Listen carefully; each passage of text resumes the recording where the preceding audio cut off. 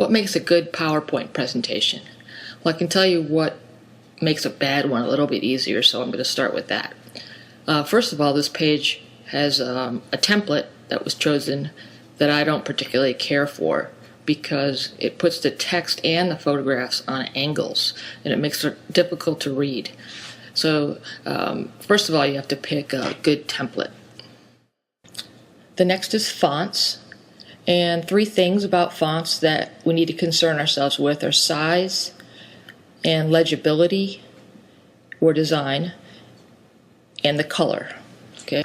The size shows importance, so the main topic of the slide should be the largest. The design of the font needs to be legible and audience appropriate. So if you're presenting to kindergartners, using cursive is probably not the wisest move. And lastly, the color. It needs to contrast with the background so it's easily seen. Some other important items. Make sure the graphics are appropriate. If the presentation is about the Civil War and you put up a picture of a cheeseburger, you've probably lost everyone for the remainder of the time. Also make sure they're not distorted. This is my pet peeve, and students often do it because they don't resize by the corners, holding the shift key down. Make sure that they use sentences and bullet points, short sentences rather, and not complete paragraphs, and use animation and sound sparingly so they help and don't distract.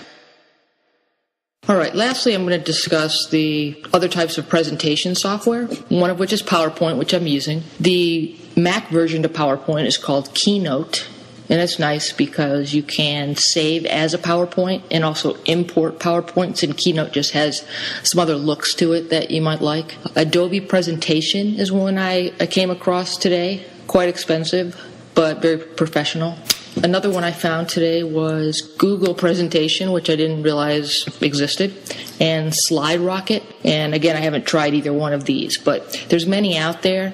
It's just whether you want to take the time to learn something different. One last thing, our textbook Tech Tactics mentioned a few times to use hyperlinks throughout your presentation, and that's something that I haven't done in the past, but I think I will utilize, especially if the student is absent or was absent and is watching it themselves. It'll give more content that they can click on the links and maybe go into more detail that, like we probably did in class, through a discussion that they might have missed.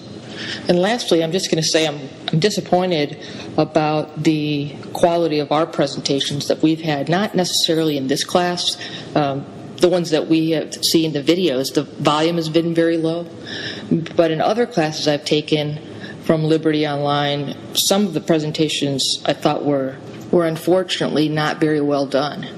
And by that I mean lack of content, very elementary information that really didn't add anything to the reading, and it was just at a graduate level. I expected more.